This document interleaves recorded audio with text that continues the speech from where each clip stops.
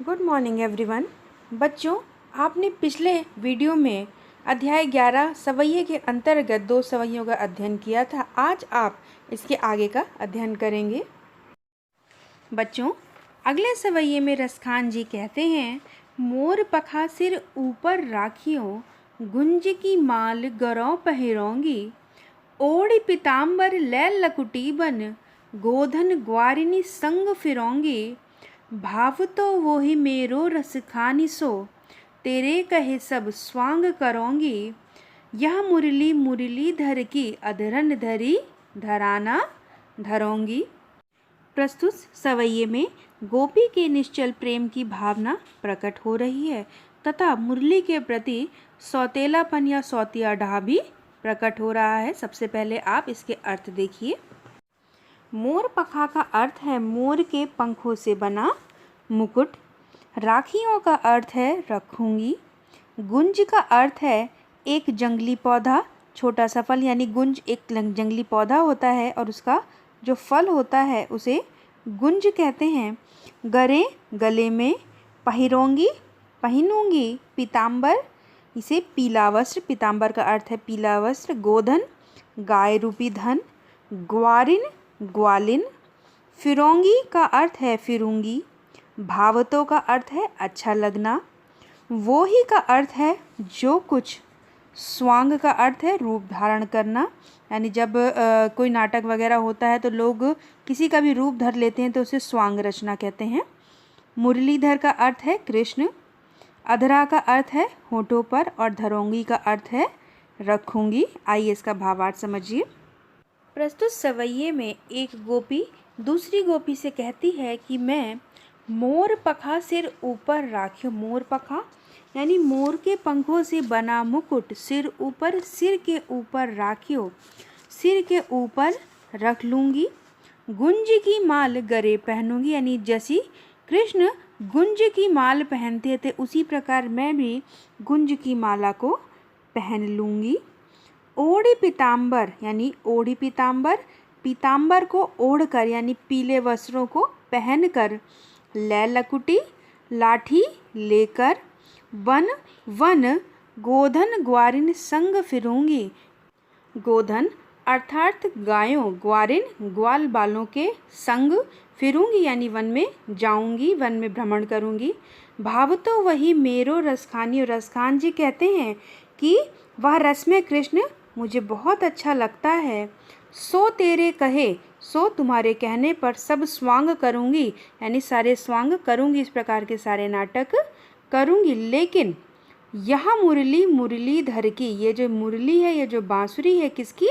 मुरलीधर की, अर्थात श्री कृष्ण की जो बांसुरी है उसे अधरान धरी अधराना धरूंगी, यानी जो कृष्ण जिस मुरली को अपने होठों पर रखते थे उस अधरान धरे यानी उस होठों पर रखी हुई मुरली को अधराना धरूंगी, मैं अपने होठों पर नहीं रखूंगी। कहने का भाव यह है कि जो नायिका है वो मुरली के प्रति सौतिया डाह रखती, यानी उनको अपनी सौतन समझती हैं, क्योंकि जब श्री कृष्ण मुरली बजाने में लीन रहते थे तब वह इन नायिकाओं की तरफ बिल्कुल भी ध्यान नहीं देते थे, अतः वह मुरली से ईर्ष्या करती हैं, वह उसे अपने होठों पर नहीं लगाना चाहती। अब इसका पूरा भावार्थ एक बार दोबारा देखिए।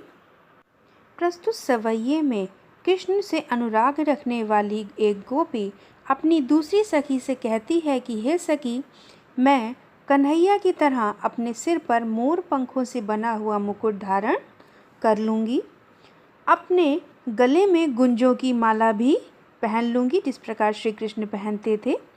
कृष्ण का रूप धारण करने के लिए मैं पीले वस्त्र भी धारण कर लूँगी। आपको पता है कि श्री कृष्ण सदैव पीले वस्त्रों को धारण करते थे। अपने हाथों में लकुटी लेकर, लकुटी मीन्स लाठी लेकर, गायों और ग्वालों के साथ जंगल में भी घूम लूँगी। वह रसमय कृष्ण मेरे मन को बहुत अच्छा लगता है, इसलिए तेरे कहने पर मैं कृष्ण का सारा स्वांग रच लूँगी। परंतु हे सखी, मैं कृष्ण के होठों पर रखी हुई यह मुरली किसी भी सूरत में अपने होठों पर नहीं रखूँगी। इसी मुरली ने ही तो मुझे कृष्ण से दूर किया है, यानी इसी मुरली के कारण तो कृष्ण हम सबसे दूर हो गए हैं। बच्चों, अगला सवैया है कानन दे अंगुरी रहिबो जब ही मुरली धुनि मंद बजे हैं। मोहिनी तानन सोर रसखानी अटा चढ़ी गोदन गए हैं तो गए हैं।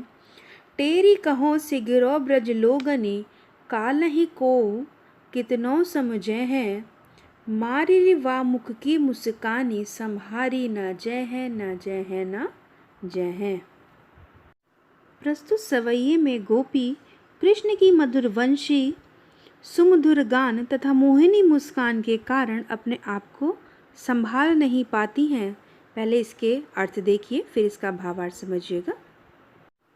काननी, काननी का अर्थ है कानों में, दय का अर्थ है देकर, अंगुरी का अर्थ है अंगुली, रहिबो रखूंगी, धुनि का अर्थ है धुन, बजह का अर्थ है बजाता है, मोहिनी का अर्थ है मोहित करने वाली, तानन का अर्थ है तानों से संगीत में ताने होती हैं, अटा का अर्थ है अट्टालिका या महल, गोदन का अर्थ है एक लोकगीत, गहे का अर्थ है गाय, टेरी का अर्थ है पुकार कर बुलाना, सिगरे का अर्थ है सारे, कालही का अर्थ है कल, कौ का अर्थ है कितना ही, माई री का अर्थ है हेमा, संभारी न जय का अर्थ है संभाली नहीं जाएगी। अब इसका भावार्थ समझिए। प्रस्तुत सवैये में श्री कृष्ण की मुरली की ध्वनि तथा उनकी मोहित एक गोपी दूसरी गोपी से कहती है कि काननी दे अंगुरी रहिबो, यानी कानों में, काननी कानों में दे देकर अंगुरी उंगली को रहिबो रहूंगी, जब ही मुरली धुनि मंद बजा है, यानी जब श्री कृष्ण मधुर ध्वनि बजाएंगे तब वो क्या करेंगी कि कानों में उंगली डालकर रहेंगी।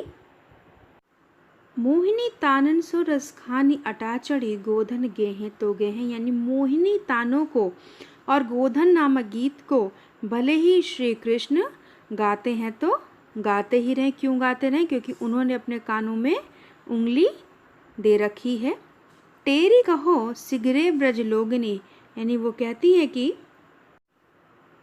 तेरी कहो अर्थात बोलकर या बुलाकर, कहो सिगरे ब्रज लोगिन की मैं सभी ब्रजवासियों को बुलाकर कह रही हूँ कि कल ही कहो कितना भी समझाए, कि कल मुझे कोई कितना भी समझाए, मायरी हे मेरी माँ व मुख की मुस्कानी, यानी यदि मैं गलती से भी श्री कृष्ण की मुस्कान मैंने देख ली और ये बंसी की मधुर धुन मेरे कान में पड़ गई तो संहारी न जाए, संहारी न जाए, संहारी न जाए, तो मैं अपने आप पर नियंत्रण नहीं रख सकूंगी और मैं खुद को संभाल नहीं सकूंगी। इसका भावार्थ एक बार पुनः देखिए। श्री कृष्ण की वंशी की धुन से मोहित एक गोपी कहती है कि हे सखी, जब कृष्ण धीरे धीरे मधुर स्वर में वंशी बजाएंगे तो मैं अपने कानों में उंगली दे लूँगी ताकि वंशी का मोहक स्वर मुझ पर अपना जादू न चला सके। फिर वह आनंद सागर कृष्ण चाहे अट्टालिकाओं या महल पर ऊंचे चढ़कर भी अपनी मोहिनी तान बजाता है तो बजाता ही रहे, गोदन नामक लोकगीत गाता है तो गाता ही रहे, मुझ पर उसका कोई प्रभाव नहीं पड़ेगा। परंतु यदि किसी प्रकार उस कृष्ण की मधुर वंशी की धुन मेरे कानों में पड़ गई तो व्रज के समस्त लोगों में पुकार पुकार कर कह रही हूँ कि चाहे फिर कोई कितना भी मुझे समझाए, मैं अपने पर नियंत्रण नहीं रख सकूँगी। हाय रे मेरी माँ, कृष्ण के मुख की मोहिनी मुस्कान ऐसी सम्मोहक है कि उसके जादू से बचा नहीं जा सकता, उसका सुख मुझसे चाहकर भी नहीं संभाला जाएगा। बच्चों, आई होप सवैये अध्याय के अंतर्गत आपको चारों सवैये अच्छे से समझ में आ गए होंगे। आप इनका पुनः अभ्यास करें। धन्यवाद।